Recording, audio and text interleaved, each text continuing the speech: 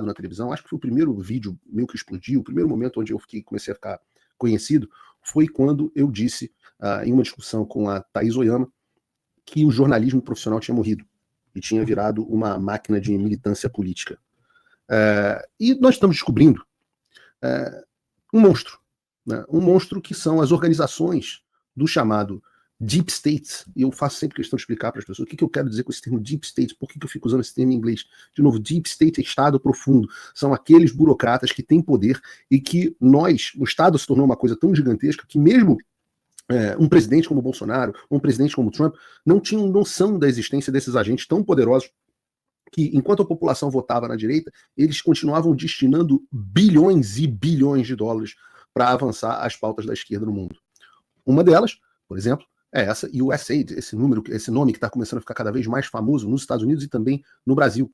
Boa parte do mundo em que nós vivemos hoje foi artificialmente criado por esse dinheiro bombeado pela esquerda, dinheiro dos pagadores de impostos americanos, que foi bombeado para causas de esquerda no mundo inteiro. Aí, o USAID, esse braço do tentáculo, da aranha, como usou o termo Mike Pence, é o órgão pelo qual o governo dos Estados Unidos, teoricamente, transmite ajudas de desenvolvimento em outros países. E foi quem financiou basicamente toda a censura brasileira. Todo mundo perguntava quem está por trás do Alexandre de Moraes. E aí as pessoas percebiam que o Alexandre não estava sozinho nessa história. É um instinto natural que as pessoas, de bom senso, tinham. E hoje nós sabemos que quem estava por trás dele era simplesmente o governo e os recursos do governo do país mais rico e poderoso do mundo. Então, os caras realmente criaram um complexo industrial, uma profissão com uma cadeia. Quando você fala complexo industrial, você quer dizer que existem toda uma cadeia produtiva, com pessoas sendo remuneradas em toda essa cadeia e ganhando muito dinheiro para promover a agenda de esquerda do mundo com o dinheiro, eu digo dinheiro meu, porque eu pago muito imposto aqui nos Estados Unidos. E esse dinheiro, o meu dinheiro, né, chegou no próprio Brasil. O meu dinheiro financiou o cancelamento do meu passaporte. O meu dinheiro financiou o pagamento, o cerceamento da minha atividade jornalística. Chegou ao ponto de que este dinheiro foi o dinheiro que mudou o regime político no Brasil. Mas, volto a dizer, as palavras do Mike Pence, ex-funcionário do Departamento de Estado, que denunciou todo esse escândalo. Não fosse a USAID, Bolsonaro seria o presidente. Esse dinheiro entrou não só através do TSE e dos seus convênios, mas a tal da abordagem que eu falo também, whole of society, né? Whole of society, outro termo em inglês, que é a sociedade como um todo, a sociedade inteira. E foi de fato a sociedade inteira. Eles financiavam os Sleeping Giants, Felipe Neto. Lembra dos Sleeping Giants? O papel que os Sleeping Giants teve, por exemplo, no cancelamento da Jovem Pan, tirando patrocinadores, a Jovem Pan acabou desmonetizada. A gente já viu os tentáculos desse Deep State, por exemplo, dentro das grandes companhias de tecnologia, algo que foi denunciado pelo próprio Mark Zuckerberg, mas que ficou claro na época pelos Twitter Files. Você não acha esquisito em casa o Instituto do Felipe Neto recebendo dinheiro do governo americano para promover censura no Brasil?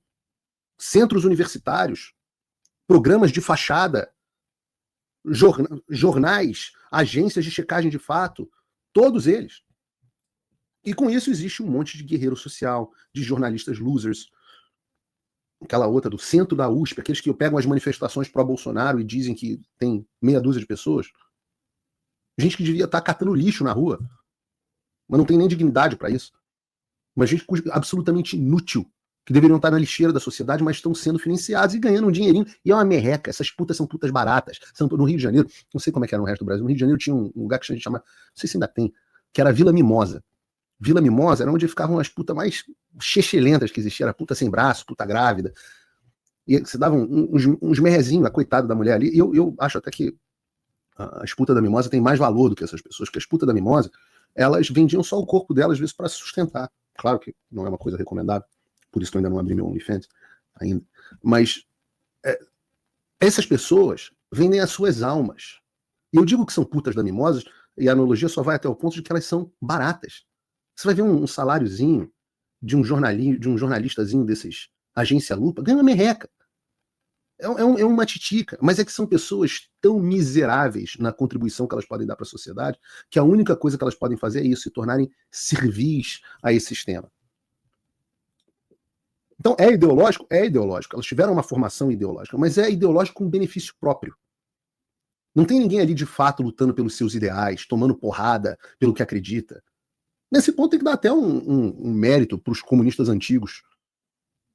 Esses não, esses atuais são os comunistas no sistema. Assim é fácil. Eu quero ver defender o que você acredita quando você está com as suas contas todas bloqueadas, quando estão cancelando o teu passaporte, você não se calar, quando você é tirado do programa de maior audiência política do Brasil. Aí você... sou idealista, estou lutando contra o Bolsonaro genocida, enquanto o dinheirinho está batendo aqui na minha conta. Aí é mole.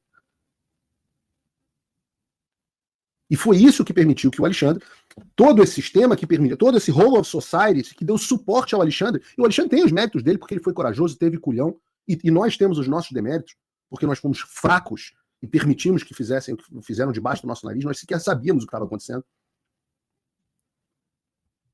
Mas foi todo esse sistema que permitiu ao Alexandre fazer o que ele fez. Hoje eu estava numa discussão num grupo de amigos, eu participo de muito poucos grupos de WhatsApp, é o grupo de patronos nosso, e mais uns 2 grupos de amigos muito próximos e tal. Alguns de vocês conheceram na transmissão da eleição americana, e estava uma discussão se esse escândalo do Deep State, simbolizado principalmente pela USAID, se ele não é o petrolão. O petrolão americano, mas eu vou dizer que é muito pior, mas muito pior que o petrolão. Porque o petrolão ainda era feito debaixo dos panos. Ainda era uma coisa feita na clandestinidade, para roubalheira. A USAID é a institucionalização dessa roubalheira, mas para transformação da sociedade, dos valores no mundo inteiro. A gente está falando de um dinheiro que foi bombeado para fazer isso que a gente está vendo no Brasil, de velhinha ser presa porque pintou a estátua do batom, rezou o terço. Gente má mesmo, é demoníaco, dinheiro indo para promover aborto, sacrifício de bebê, a Moloque. Esse dinheiro do pagador de imposto financiando isso no mundo inteiro, financiando mutilação de jovens com a pauta de transgenderismo, jovens psicologicamente vulneráveis, sendo mutilados pela vida inteira. É demoníaco. É pior do que o petrolão. Muito pior do que o petrolão. Nós estamos falando da destruição do Ocidente financiada por esse negócio. E a gente vai falar sobre a imprensa. Eu me lembro que o Dr. Tim Grossclove, muito respeitado aqui nos Estados Unidos, fez um estudo mostrando o impacto da imprensa no voto dos Estados Unidos em favor dos democratas. Na época, ele fez isso nos anos de 2000 e pouco, eram 15 pontos, ou seja, a imprensa conseguia desviar a eleição 15 pontos percentuais em favor da esquerda, nos anos de 2000 e pouco. Hoje, a coisa é muito mais sofisticada. Imprensa, instituto de pesquisa, ONG, e uma coisa que de fato chegou ao Brasil. E a gente muitas vezes pensa que foi exagero do Paulo Figueiredo dizer que o jornalismo profissional morreu. Eu digo que o jornalismo profissional morreu porque aquilo que nós tínhamos como verdadeiros veículos de imprensa, onde eu estava contando hoje para um amigo meu por que eu fui fazer faculdade de jornalismo. Eu sempre fui um nerd. Vocês podem enxergar aqui a quantidade de Superman e outras, e o Batman, e coisas que tem aqui na minha estante. E eu falava assim, bom, não dá para eu ser o Superman, porque eu não nasci em Krypton. O Superman também não nasceu em Krypton, mas esse é um outro assunto. Eu não vim de Krypton, então eu não posso ser o Superman, mas eu posso ser pelo menos o Clark Kent. Eu posso ser o jornalista que faz esse trabalho de quarto poder, de defensor da sociedade. O público tem o direito de saber, né? Era o antigo lema do jornalismo. E eu, obviamente, me desencantei no meio do processo e percebi o que estava acontecendo. Ontem eu comentei aqui que o jornal americano de esquerda político, né, aqui dos Estados Unidos, recebeu quase 3 milhões de dólares de uma agência federal americana para um punhado de assinaturas. Obviamente, um sistema de compensação. Né? Era a Agência Federal de Doenças, lá do Antônio Fauci. Obviamente, o político foi um dos grandes defensores de vacina, máscara e etc, etc. Mas eu falei ontem também que quanto mais o Elon Musk e o Departamento de Eficiência Governamental dele procurassem, pior a situação ia ficar para a esquerda. E a gente está nesse momento de revirar as coisas. Olhem só isso aqui. Esse jornal, o político, recebeu, não foram 3 milhões de reais. Eles receberam 8,2 milhões de dólares. O que é isso? 40 milhões de reais? Mais. 50 milhões de reais. Isso só no ano de 2024. E eu acho isso absolutamente fantástico, porque a gente vai descobrindo as organizações de mídia, que não são mais organizações de mídia, mas operações governamentais ou paragovernamentais para a esquerda de propaganda. E a coisa interessante desse outro gráfico é que o seguinte, desde 2016, reparem isso, no início do governo Trump, o político já estava recebendo dinheiro do governo federal. Ou seja, nós tínhamos forças dentro do governo Trump, um governo de direita, eleito por pessoas para promover as suas ideias de direita, absolutamente hostil a esses veículos, mas que já estava financiando. Eu vou chegar no. Eu já vou chegar no Brasil. Mas que já estava financiando um folheto de propaganda de esquerda disfarçado de jornal. Mas em 2016, esses caras receberam um total de 336 mil dólares. Reparem a subida do gráfico. Até que no ano da eleição do Biden, os caras receberam impressionantes 8,2 milhões. Um aumento de 24 vezes. Quando o Biden chegou ao poder, acabou o pudor. Olha os gráficos desse ano, parece que houve uma queda, mas é porque isso é só porque o Trump entrou agora. Isso foi só no início do ano. Agora, quando o Trump fechou a torneira e acabou com financiamento público para esse tipo de coisa, o político começou... Acabou a teta. Quando eu falo que acabou a teta, o político começou a enfrentar dificuldades financeiras e deixa aqui a sua risada. Porque todos aqueles que eu digo que deviam estar catando lixo estão sem receber os seus salários. Vamos rir aqui com vocês a cartinha deles. Querida equipe, Gole e eu queremos abordar diretamente o problema na folha de pagamento desta manhã. Devido ao que acreditamos ser um erro técnico, os funcionários não receberam seus pagamentos conforme programado. Entendemos a urgência dessa questão, estamos pedindo desculpas pelo inconveniente. Nossa equipe está trabalhando com os fornecedores, manteremos informados, agradecemos a sua paciência, etc, etc. Eles dizem que é um erro técnico. O erro técnico foi o Dodge do Elon Musk falando assim, acabou a teta. O Breitbart News também denunciou um informativo da USAID de 2023, onde a USAID se gabava. Porque o problema não é o político. Estou pegando o político aqui, porque esse foi o que foi revelado esses dias. Mas eu estou explicando para vocês um problema com o jornalismo que você consome. Esse que você acha que é de graça, esse que não precisa da sua contribuição, do seu apoio, esse que você acha que é de graça, é isso. Essa aqui é a fonte. O Breitbart News hoje mostrou um informativo da USAID de 2023, onde a USAID se gabava dizendo que eles apoiavam 6.200 jornalistas, 707 meios de comunicação e 279 organizações da sociedade civil do setor de mídia em todo o mundo. Vocês entendem que o jornalismo profissional morreu? Vocês entendem que a razão pela qual Paulo Figueiredo e Alan dos Santos e Revista Oeste, etc., pedem a sua contribuição é porque nós não estamos e não queremos receber dinheiro dessa galera? Você tem que escolher. Alguém está pagando a conta, não existe almoço grátis. Botem a mão na cabeça de vocês. 6.200 jornalistas, 707 meios de comunicação, 279 organizações da sociedade civil do setor de mídia. São todos putas da Vila Mimosa. Que me perdoem as putas da Vila Mimosa pela analogia. Até mesmo o Trump se pronunciou sobre esse assunto. Disse ele no Truth Social. Aliás, espero que você já esteja no Truth Social também, tem um link aqui na descrição. Parece que bilhões de dólares foram roubados na USAID e em outras agências, grande parte indo para mídia falsa, como, abre aspas, um pagamento por criar boas histórias sobre os democratas. E sobre a vacina, e sobre a máscara, e contra e em favor do lockdown, e por aí vai. Diz o Trump, o panfleto de esquerda conhecido como político parece ter recebido 8 milhões de dólares. O New York Times recebeu dinheiro também? Quem mais recebeu? Nas palavras do Trump, em caps lock. Isso pode ser o maior escândalo de todos, talvez o maior da história. Os democratas não podem escapar deste. Grande demais e sujo demais. Vocês querem acabar com a mídia de esquerda? É só secar a teta. Vale nos Estados Unidos, mas vale no Brasil também. Olhem esse gráfico do Poder 360. Vejam o gráfico do Poder 360. Olha o governo do amor. Em primeiro lugar, vejam que mesmo durante o governo Bolsonaro, a Rede Globo, num dado momento, em 2021, plena crise na pandemia, a Rede Globo estava recebendo 100 milhões de reais do governo, só em anúncio do governo federal. Só em anúncio do governo. 100 milhões de reais só do governo federal. É bem mais do que os 8 milhões de dólares do político. E por que o Bolsonaro continuava dando dinheiro para a Globo? Ótima pergunta. Por que o Bolsonaro não cancelou a concessão da Globo quando teve a oportunidade? Ou pelo menos deixou de renová-la? Ótima pergunta. Várias pessoas de dentro do governo falavam, não, se nós dermos um dinheirinho, eles vão falar bem da gente.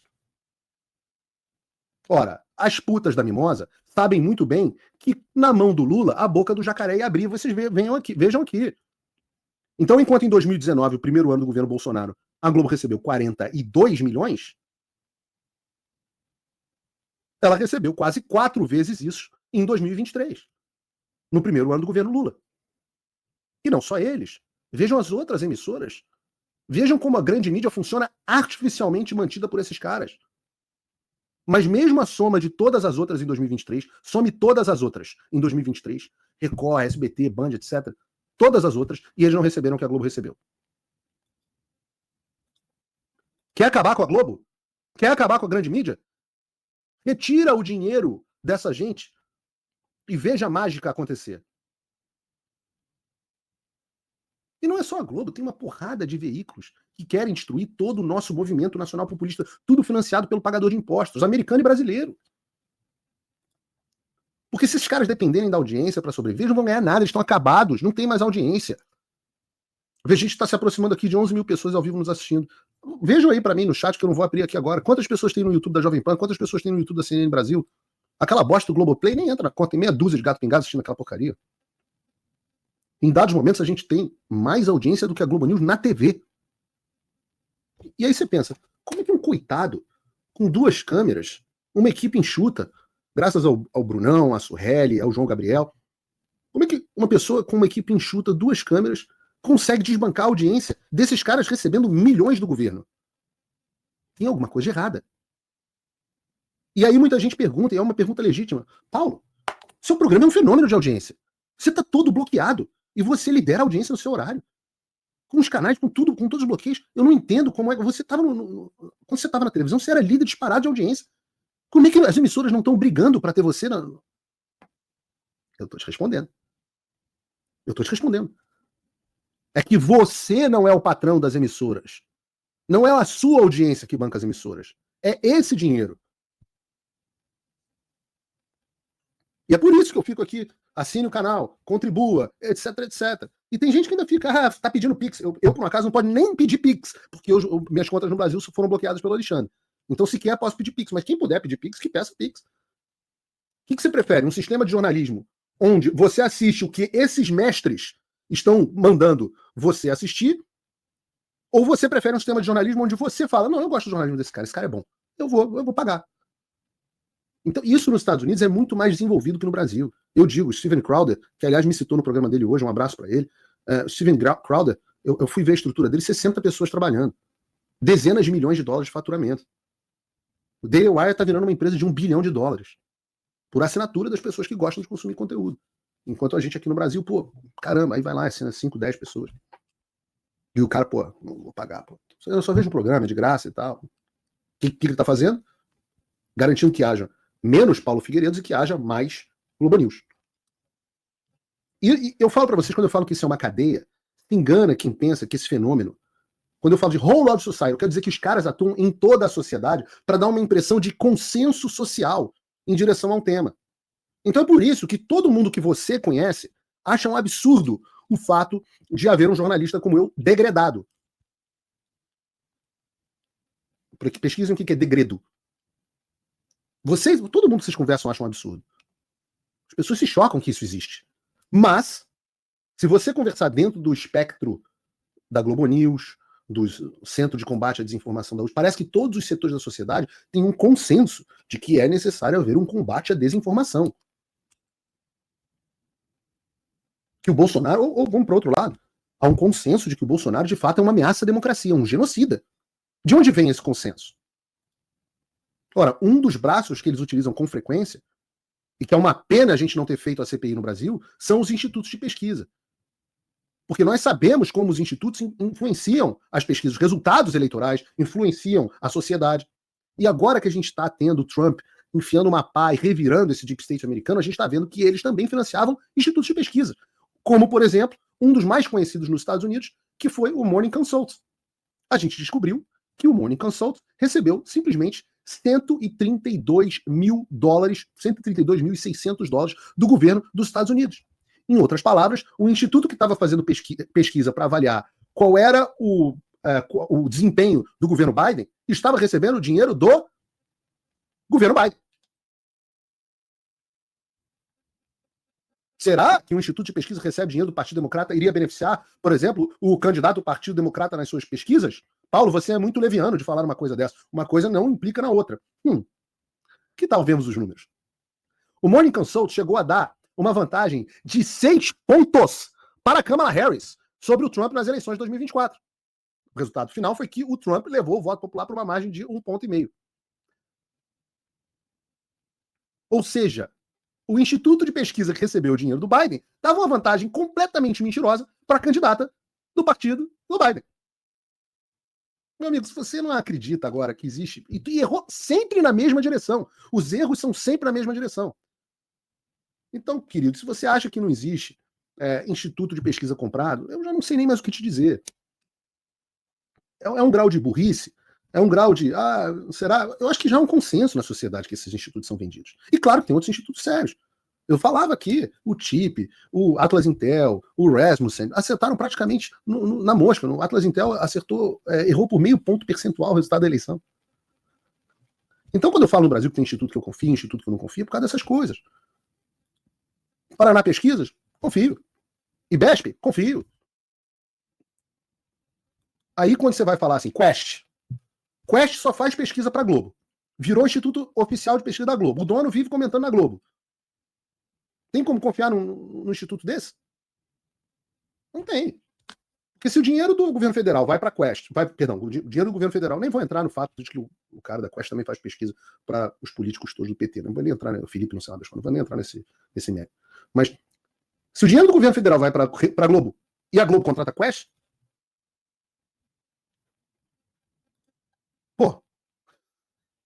eu vou confiar num troço desse? Desculpa, eu não vou.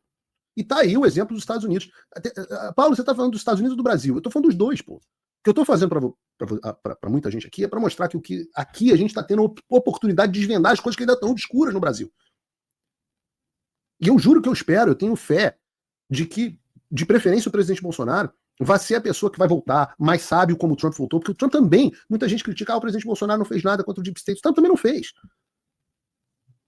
Agora, voltando mais forte, mais disposto, mais bem assessorado, com mais conhecimento, ele está simplesmente desvendando tudo aos nossos olhos e destruindo toda essa estrutura. Então não estou falando de política americana, estou falando de política de um modo geral e dando um exemplo para as pessoas verem. O título aqui é Como Destruir a Globo, é o título do programa de hoje. E agora a gente sabe, nós sabemos o que importa.